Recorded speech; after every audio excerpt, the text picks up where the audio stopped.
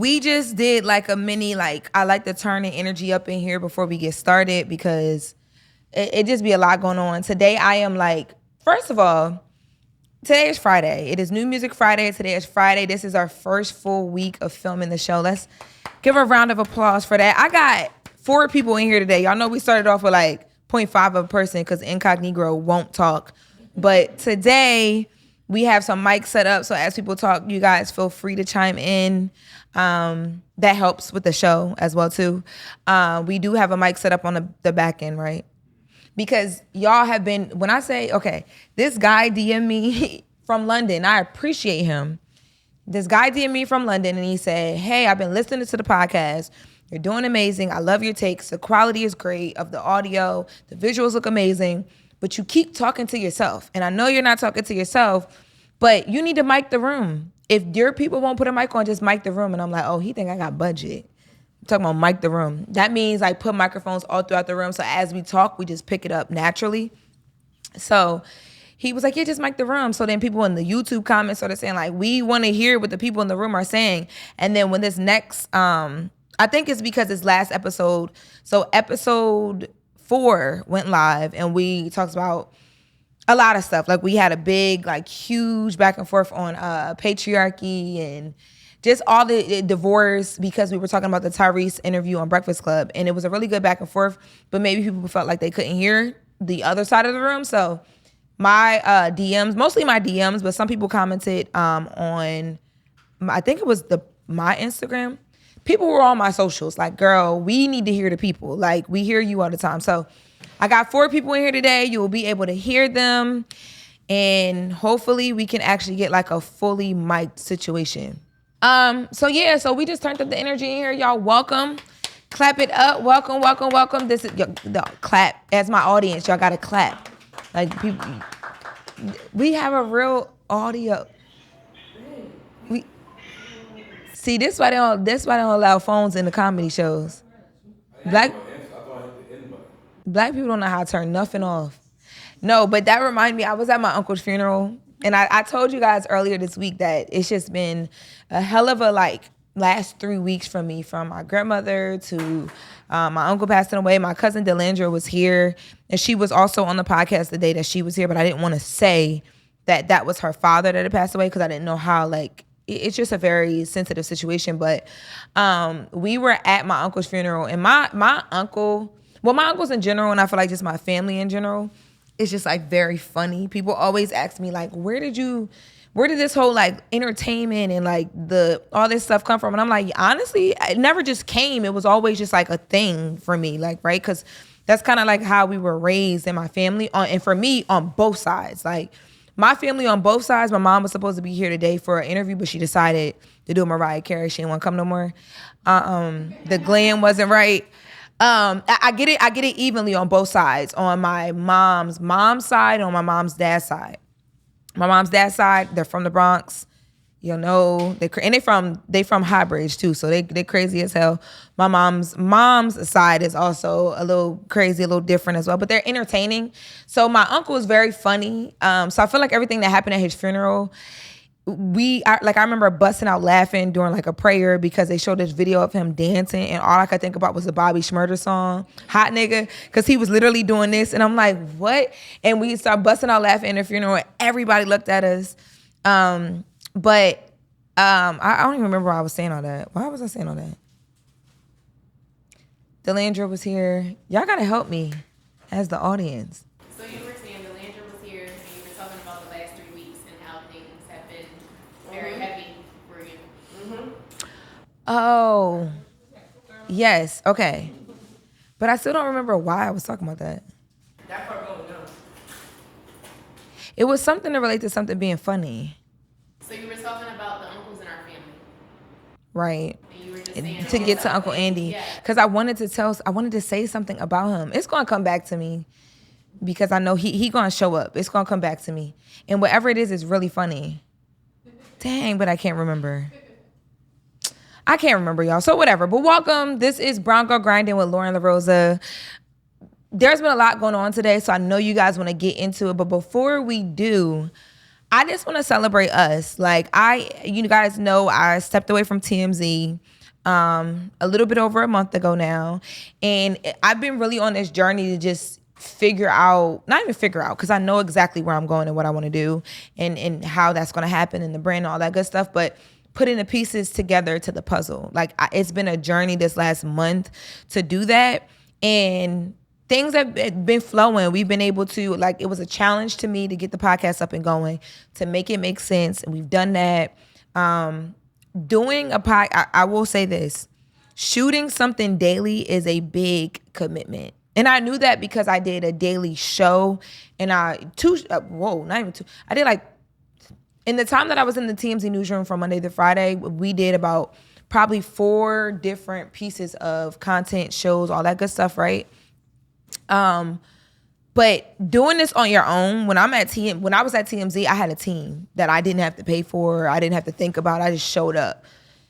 That's very different than being the person who has to make sure that like the people behind the camera make sense and all that stuff.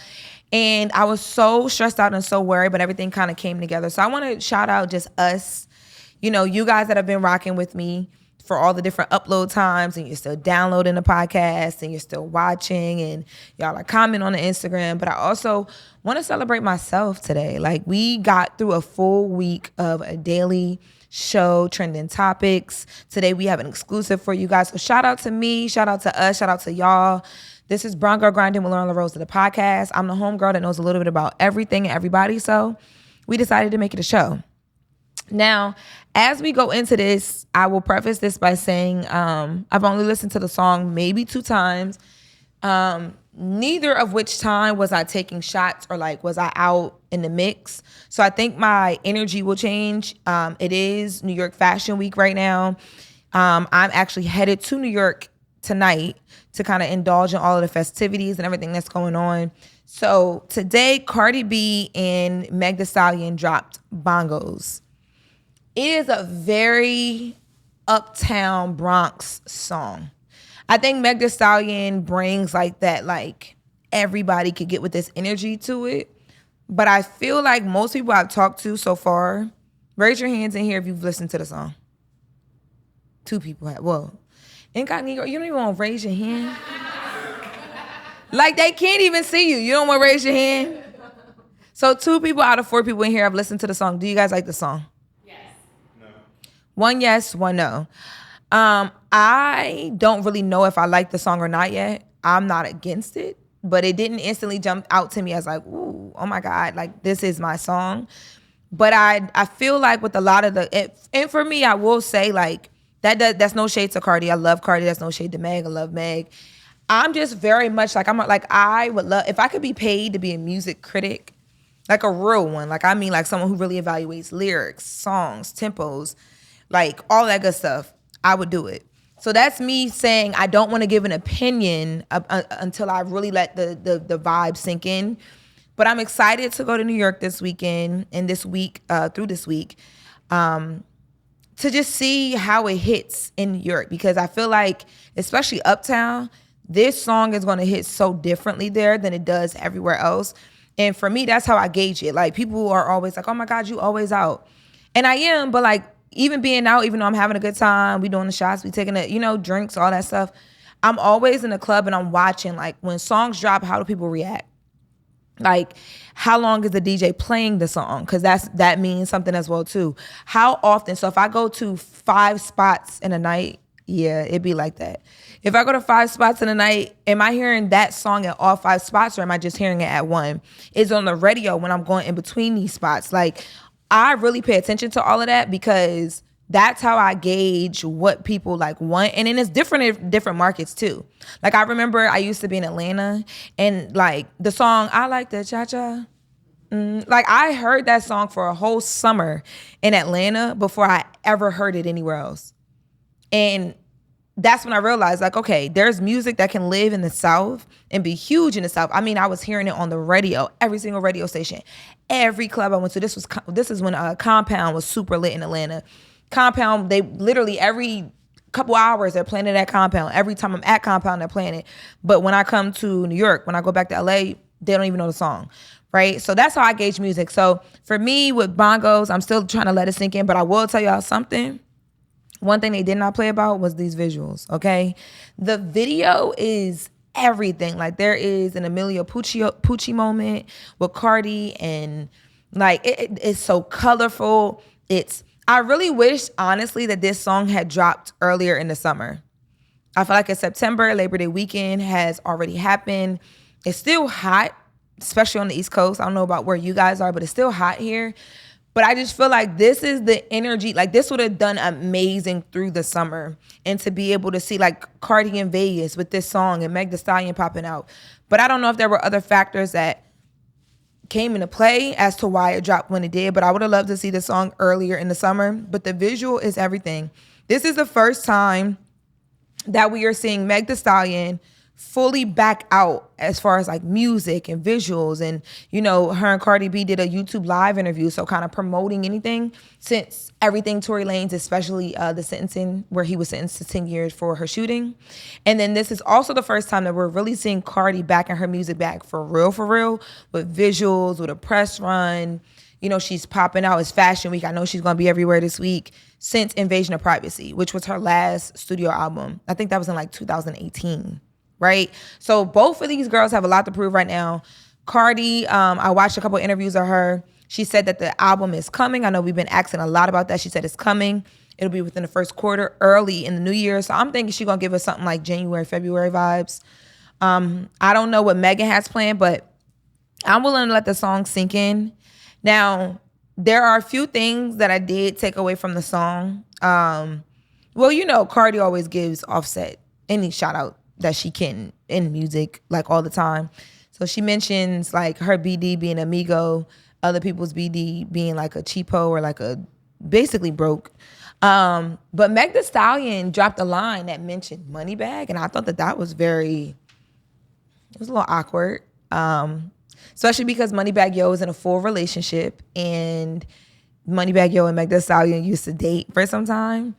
So, I mean, I don't really see too many people talking about this, but I remember when I first heard it yesterday, I was like, no, why would she say that? Like, I just don't know, like, if I'm Ari, unless this is something that she, you know, because sometimes that happens too.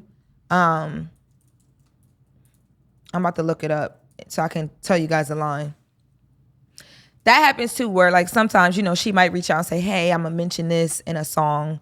Just, you know, want to give you guys a heads up because I don't want it to be any problems. But I just really don't understand why, if not why they would do that. I mean, they didn't date for too long. It was like and it was so long ago. It was 2019.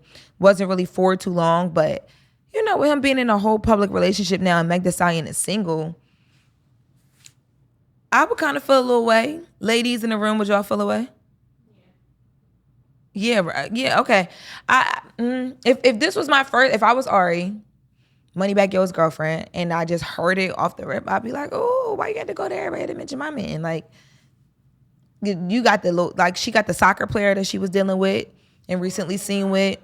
She just recently, yeah, like, I don't know. I'm trying to bring up the line right now.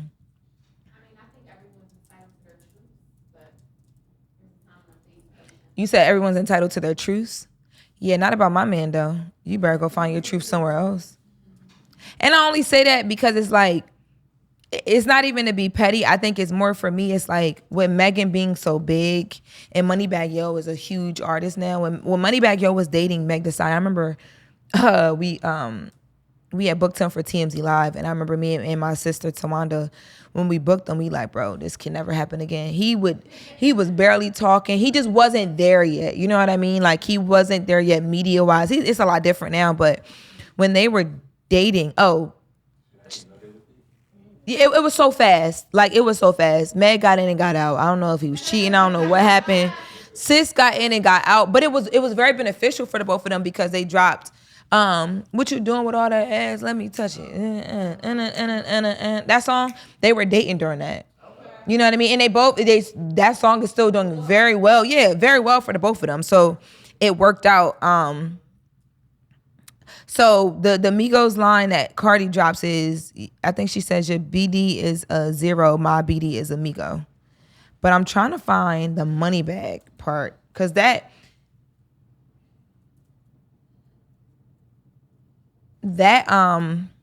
reference to the Migos and to Offset, Cardi does that all the time. There was no surprises from Cardi's end, in my opinion, but they just look so damn good. And I know for a lot of people, like, it was a thing. Like, people felt like we had posted a video on the Brown Girl Grinding Instagram. If you guys are not following us already, make sure you are following us. It's Brown Girl Grinding, all common spelling. Anytime I'm not doing the podcast and you guys want to talk news or just know what's happening, we are posting there. We posted a video where Meg The Stallion had actually like popped out for the first time since Tory Lanez was sentenced. And you guys know she went quiet for a long time. That's the only reason why this is like a big deal, because around the time of the trial and all that stuff, Meg, like, we didn't see her anywhere.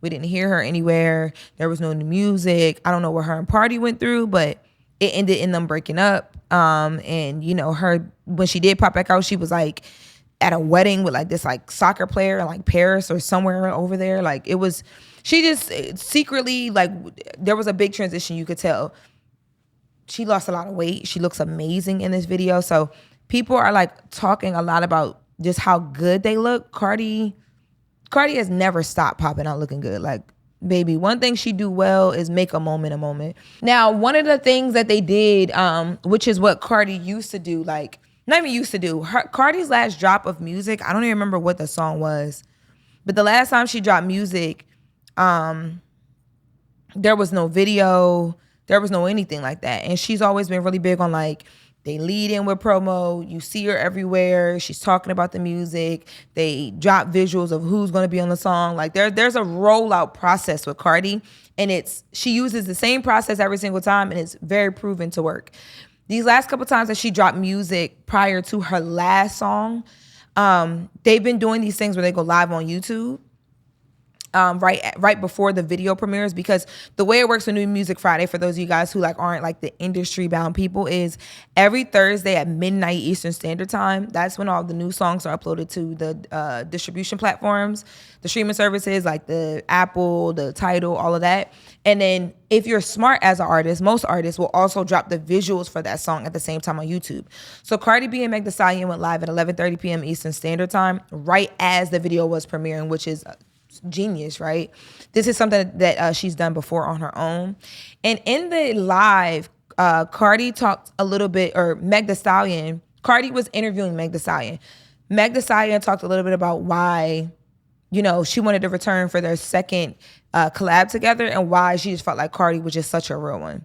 So we're gonna play the audio for you guys, and then we'll be right back. As a person, like, I don't really, this space that I'm in mentally, like, I'm not like fooling with too many people that don't give me good vibes, good energy. Like, I have literally created boundaries. And Cardi is somebody that I want in my space, in my energy. So it's so easy to work with her because she got good vibes. She got good energy. I want her to be in my space. She been nothing but real to me. Like, the industry is so fucked up. But, like, this girl is probably the only girl who have been this consistent and this real and this just great of a person to me. So I just want to say, Cardi, I really love you so much, and I really appreciate it. At a time you could have jumped ship, you never jumped the ship. And you always been rocking me, and I'm just so appreciative. So in that video, I think the biggest thing that stood out to me was, like, I know during the whole Tory Lanez Meg The Stallion trial, and even right now, there are a lot of people who have their mixed feelings about what happened, what didn't happen, what's the truth, what's not the truth. I've always felt like at first I felt like indefinite, like he definitely shot her. As the trial continued, I felt like he shot the gun, and he definitely presented the gun, but I don't know if he was the only one who shot her. The way that I feel, there was another person who shot the gun. I can't like just get on here and say that because I can't afford the lawsuits that would come. But I don't feel like he was the only one to have put his hands on that gun that night and possibly pulled the trigger. But there are eyewitnesses that saw him firing the gun. For me, you pull out a gun on a female, you're a bitch. I don't care if Meg lied about sleeping under his grave. You're a bitch. Like, that's just how it is to me. And you like there's nothing you can say to me that will ever in my mind make me feel any different about Tory Lanez. now that we have an eyewitness who from his home watched Tory shoot the gun, period. In the beginning, I did want to give a little, not in the beginning. In the beginning, I gave no grace. Once the trial started happening and different evidence was like, you know, the inconclusive fingerprints on the gun and like all of that. But there's a lot that I know on the back end as media that was happening as well too, that made me feel a little way towards Tory, as far as like the way that just different things were going. But I wanted to be open-minded because there were still two sides of a story that really didn't make sense on either side. But I think a lot of people, they've jumped their sides and they're staying there, and it's totally fine. And a lot of people backed away from Megan the same way that people backed away from Tory Lanez. So Meg The Stallion talked about, right, you know, Cardi being one of the people who never backed away.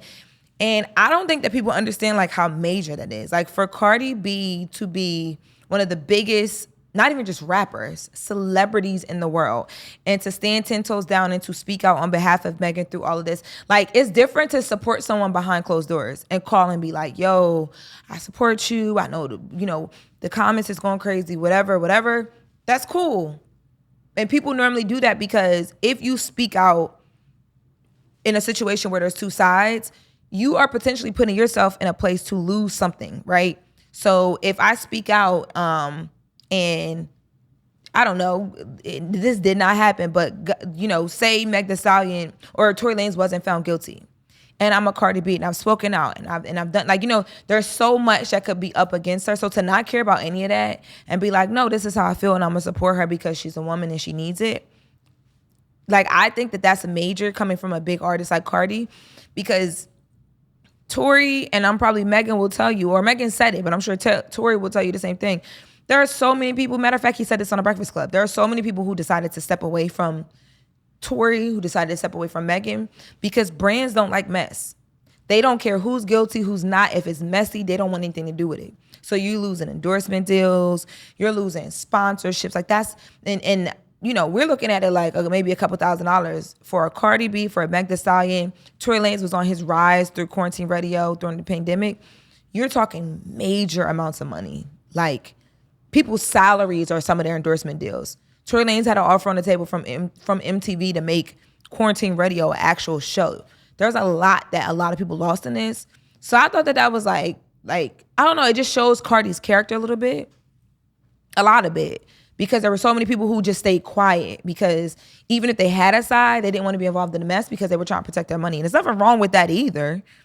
It's not anybody's duty to get anywhere and speak for anybody, but if you choose to do that, I just thought that was just like fire to me. And I think it made this collab, because the first time they collabed with WAP, you guys remember people were pinning them against each other. WAP was the first time that we saw them in unison, and Cardi had a big vision of like, I want this to be a woman empowerment moment. They brought in Sukihana, they brought in Ruby Rose, they brought in Kendall Jenner. They brought in a bunch of like women, but more importantly, they wanted to see wanted people to see them working together because people were already pinning them against each other. So this is a different vibe now. And you could tell through the visual, like they're friends now. Meg feels supported. They're just having a good time. This visual is fire. The colors, everything are amazing. So we're going to give Bongos a little bit of time to grow on me, and then we'll come back and talk about it. But if you guys are listening to it already, make sure you're commenting, make sure you're tweeting, Instagramming, and adding us, and let me know how you feel about the song, so that when we do live from the comments, we can come back and talk about how y'all feel. We shooting a podcast. We can't look into it right now. Okay, please, for real. That's Daisy in your hand? Yeah, okay, yeah, leave your card. Thank you. Yo, every time that we shoot, at first, yesterday, because I was like, we should stop down and edit this out, but I'm like, this is great promo. We are literally filming live from the Spot by Bronco Grinding, which is an intimate event space and content studio in downtown Wilmington, Delaware. I'm from Wilmington, Delaware, so we opened this space. We do a store Monday through Thursday with all of the Bronco Grinding merch, and then also all of the Leah merch. So people see us sitting in here because we want people to be able to come and shop between 12 and 6 p.m. Eastern Standard Time. And they just walk on in and like literally, he just walked in. I'm like, y'all know him? He got a suitcase and everything, right? They just walk in. Yeah, like we all were just in here like, okay, cool, hey, all right. But yeah, so this space is a space I want people to come and do what I'm doing. Shoot your podcast, set up your pop-up shops, like all that good stuff. So check us out. Great little promo. for us. But we're gonna move on to live from the comments. So y'all tried to fire me up because I said I compared the baby to Drake. And I knew it was gonna happen. Like I literally knew like that, like it was nowhere around it. But I also feel like I knew what I was doing as well too when I did it. But I mean, I feel how I feel. It's not like I'm just doing it to troll. I really feel like trajectory wise, not artist wise, I do not think that the baby is like could go bat like bar for bar with Drake and win because he's the new Drake. That's not what I'm saying. I just feel like trajectory wise, rap superstars are hard. Like Lil Baby is a huge star, and I feel like he's at that rap superstar stage now. But it took a lot of time, right? He was famous to us, very famous to us for a very long time. It took a lot of time to create a rap superstar, especially if it's a rap artist from the streets, like a Jeezy, right? Jeezy is like really like a from the streets artist. To get him to the New York Times bestseller list, which is what he just did with his book, you don't see that often in rap. It just, sometimes people just don't translate that well. Like it transcends. It doesn't happen unless you learn, you know, a lot of different stuff. I just feel like the baby has that personality and the gimmicks on that to do that. That's all I was saying. But y'all are in the comments. One of the my friends, her name is Coco. So Coco 517, who always she be riding for me. She says, "Sis, I'm gonna have to disagree with you here. To me, he could never be compared." And and to add to what Soulja Boy said, Drake, of all people, hard no, not now, not ever. My friend Smiley, who I have this argument with all the time and what originated this conversation, he has a brand called The Digital Footprint, but he's also marketing at Rock Nation. Me and him always argue about music. He says he never will and never had the potential to be Drake. Jaleel Wavy said, "You lost a lot of people with the headline comparing him to Drake because they won't watch the entire video, but I get it. Trying to grab some attention." First of all, I wasn't trying to grab some attention. It just is what it is. Your evaluation, or maybe I was, so what? I don't know. Your evaluation of the baby isn't wrong. Too much ego, and he probably turned a lot of women off when he threw his baby mama on IG Live when she just had the baby. Talented, but he hasn't shown good character traits. Somebody else said, Kelly Moore, 6167, he's better than a lot of the rappers out now, so I can understand what you're saying. And then someone else said, if he doesn't change that damn flow it's not going to happen. It's the same damn flow. That was said unstoppable. Tez0403 didn't even really comment. He just said, what? Like, I don't know. I stand on what I feel, like trajectory-wise and star power-wise, I feel like the baby was on his way there. I'm not saying that he was like the next Drake. I'm just saying like that. I can't describe it like that. From here to here, it's very tough to see that, especially that fast. The baby moved very fast. Like, you got to think about like Baby on Baby and Suge and all that. That was all within the span of like 2 years. So if you think about where he could have been in like 4 to 5 if he had never gotten his own way, I just feel like super proud. He had a song with Dua Lipa.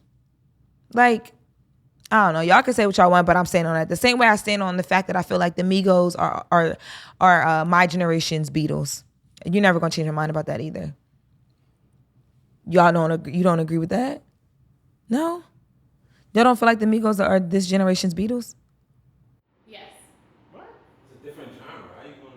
Isn't the Beatles like pop Beatles? It is, but I feel like it's definitely comparable. What guy groups do we have right now that are mega superstars? That are changing. Hold on. I'm glad you said that. Hold on. Because I want you, okay. So Incognito just said, do you know how high the Beatles charted? So Forbes reported on February 6, 2018, while Migos have now matched the 14th position high point set by the Beatles over 50 years ago. It's worth noting that the Fab Four controlled all of the top 10 slots this week that they set the record, including the throne, while Migos only has one song, Motorsport, inside the uppermost region, right? So, and this is, I'm going to bring up some more stats. When people say that, I'm like, okay, you could say that. I think the impact is a little bit different because the Beatles were out during a time where like celebrity was different. Like it just was. You had to really go to the store to buy meat. Like though that age group of celebrity, we'll never see that again. That's like comparing like a Eddie Murphy to like a Kevin Hart. Kevin Hart is super freaking famous. He's a rock star. Like he is out of this world. But seeing Eddie Murphy is just different because Eddie Murphy comes from that level and that time of celebrity where you had to really, really love these guys. Like it wasn't just like social media. You weren't so tapped into the world because we had the Shade Room and the TMZ or whatever. You had to care to even know what was going on in their lives. And a lot of times you didn't even know what was going on. You just loved their art. The Beatles and the Migos, to me, I'm not saying that the Migos are the Beatles. People always love to do that. What I'm saying is that for what we have right now and over the last decade, name a group that is hit those different milestones chart-wise, internationally, transcending to all types of cultures and people outside of the Migos. That's what the Beatles did. You're never gonna back me away from that either. I don't care what nobody say. When you put on Bad and Bougie, if I drop Bad and Bougie right now, it's gonna make y'all feel away. That's a Negro spiritual. It is. Like, what you want me to drop it? Okay, cause I will. Cause I don't care where you at. No matter what goes on, I don't care who you're in front of. You could be at the pulpit first Sunday taking communion. Bad and Bougie drop, you gonna feel a little different. It hits you in your soul, just like Throat Baby. The baby. Okay, all right. Y'all can be mad at me if y'all want, but that was live from the comments. So continue to comment, guys. Like when I'm posting the content, if you don't agree with me, that is totally fine. Just make sure you add me because I would love to show the opposing opinions here. Even if you agree with me as well too, please comment. Tag your friends on into the conversation so they can comment as well because we love coming live from the comments. Now, this next topic we're gonna go to is really weird. So there's a girl. Her name is Just Ashley. Just Ashley is a huge online influencer. She's like over 1 million followers on TikTok. And this is an exclusive that we are going to bring you guys. So Just Ashley looks just like Taylor Swift. We're going to bring up a visual right now to compare the photos. When I say just like Taylor Swift, like when I saw this video that you are about to exclusively see for the first time via Brown Girl Grinding, my heart dropped. I'm like, this is not Taylor Swift. Like, this is kind of insane. So Just Ashley decided to go to a plastic surgeon in LA and Beverly Hills. So she went to Dr. Daniel Barrett, and she went to Dr. Daniel Barrett's office because for a very long time, Ashley has been told that she's gotten a ton of plastic surgery done to her face to make sure that she looks like Taylor Swift. And I think she got tired of it. So you guys remember when Kim K did the scan so she could show people what she did and she didn't have done to her body? It's the same thing. So Dr. Daniel Barrett, who is a very well-respected Beverly Hills plastic surgeon, he's worked with tons of people, tons of celebrities. Shout out to Dr. Daniel Barrett and his team for giving us this exclusive. They shot a video with Ashley where they walked through every single piece of her face and show you if she did have plastic surgery and if she were to have gone under the knife, what would be there? And because it's not there, how that debunks that she did not receive plastic surgery. She just looked like that. Like and I say it because if y'all are not astonished seeing this visual, I don't know what, like she looks just, and I am not a Swiftie. I kind of don't even like Taylor Swift like that. I feel like she whines too much for me. I don't get the whole movement. I don't get my friend Melanie is going to be so mad at me for saying this. I just don't get it. But I also haven't spent time with it either. But Taylor Swift is gorgeous though. Super talented and gorgeous. She's just not I'm not tapped in. She looks just like this girl. You guys heard it here first on Brown Girl Grinding with Loren LoRosa. No plastic surgery. She just looked like that. She woke up like that. That's kind of crazy to me. So here's the video. I want you guys to take a look and then we'll come back. So I am here at Dr. Barrett's office to pretty much debunk plastic surgery rumors. So nervous. Yeah, the chin, make sure there's no incision there. I don't see any signs of plastic surgery work here, you guys. She admits to a little bit of Botox and a little bit of filler, which is completely common, but in terms of plastic surgery, it's all natural. Now, I don't know, y'all, unless there is a way that you can lie through something like that. This made me even more astonished because how are you born just looking like somebody? Like I get told all the time that I look like two people. Can y'all guess the two people? No, y'all don't guess. Incognito, you guess, because me and you just recently met each other, so it'll be a fresh guess. Everybody else has probably been with me and heard it before. Is she younger? Younger than me? No. Both people are older than me. I'll give you a hint. They're singers. The person I was thinking of the singer too. Who? Who you was thinking? I've never in my life been told I look like no damn Chloe Bentley. It's the lip. What are you seeing? Look, it's always been Brandy and Monica. Always. When I have short hair, I get Monica a lot. I've been getting Brandy and Moesha my whole life. Though people be like, you know who you look like? And I'm like, who, Brandy? Like, I just answer the question for them at this point. Like, and I always say, like, when Brandy decides to shoot her biopic, I want to be a part of it. At this point, I'm 31, so hopefully I'm not aged out. Like, because, I mean, she got to show different parts of her life. But, yeah, so, and it was to the point where I remember one time in LA, I ran into a restaurant to use the bathroom.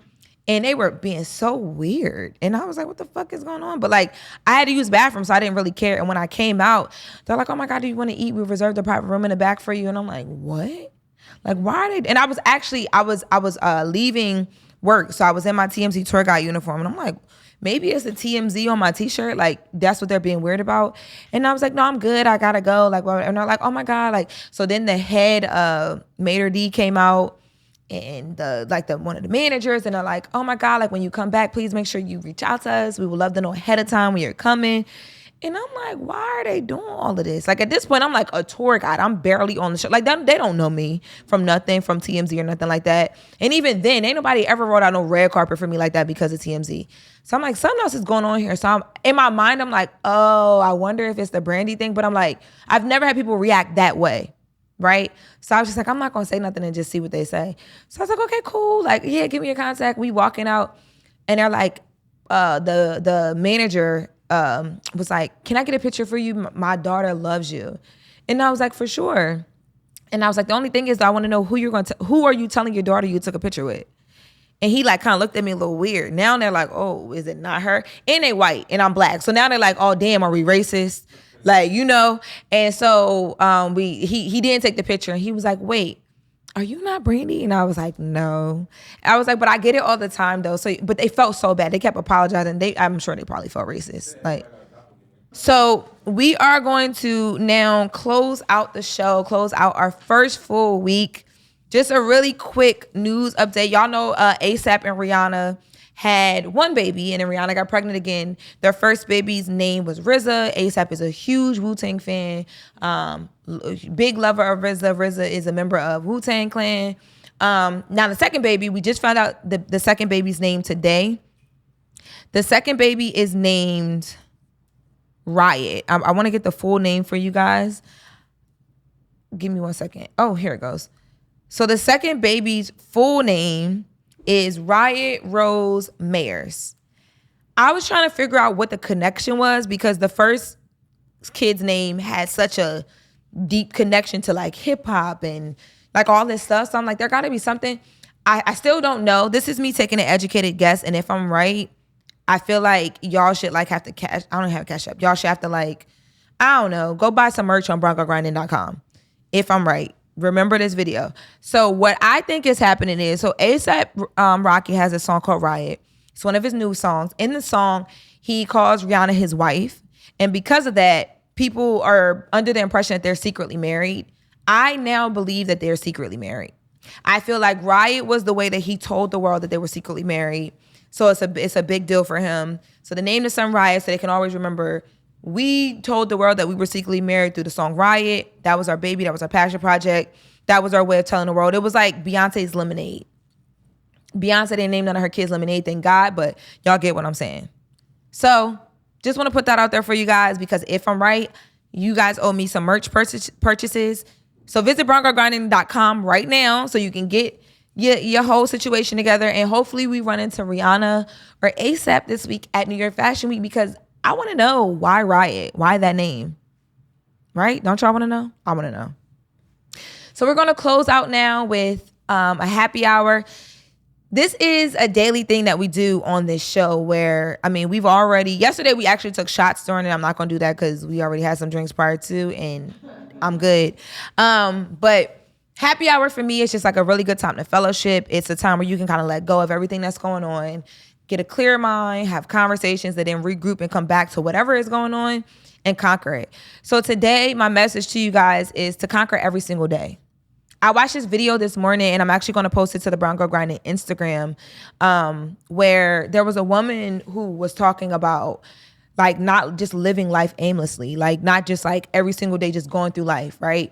Whether you just found out your purpose or you don't know your purpose at all yet, every single day you should try to be deliberate and intentional about something.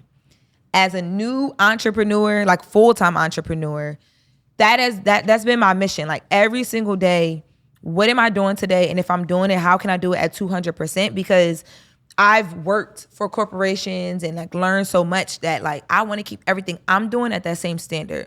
So whether we're here daily from this podcast, like people are literally calling me like, "Oh, what you doing today?" I'm at work. This is work.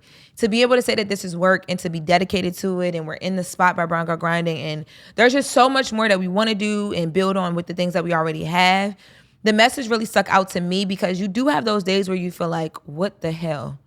Like I wake up some days and be like, whoa, girl, you really quit your job. Like you walked away from like a lot of things that people wouldn't have, but like I didn't have a choice almost. Like I knew that I was at a place where I needed to take a chance on myself as talent, on myself as a producer, as, you know, show developer, but also too, my family needed me. And she talked about that too, like being the best daughter to her parents right now was so important for her. So we're going to post that video. We'll share it a bit here, but make sure you follow the Brown Girl Grind on Instagram because we're also always inspiring there. Follow me at Loren LoRosa on Instagram. And today for happy hour, I just want to take a cheers to us no longer living life aimlessly, being very intentional about every single thing we do. Come back here once you get that message and tell me what it meant to you in the comments. Appreciate you guys so much for watching. This has been Brown Girl Grinding with Loren LoRosa. I'm the homegirl who knows a little bit about everything and everybody, so we made it a show. Continue to download, continue to share it with friends, continue to watch us on YouTube at Loren LoRosa TV, and I will see you guys next week.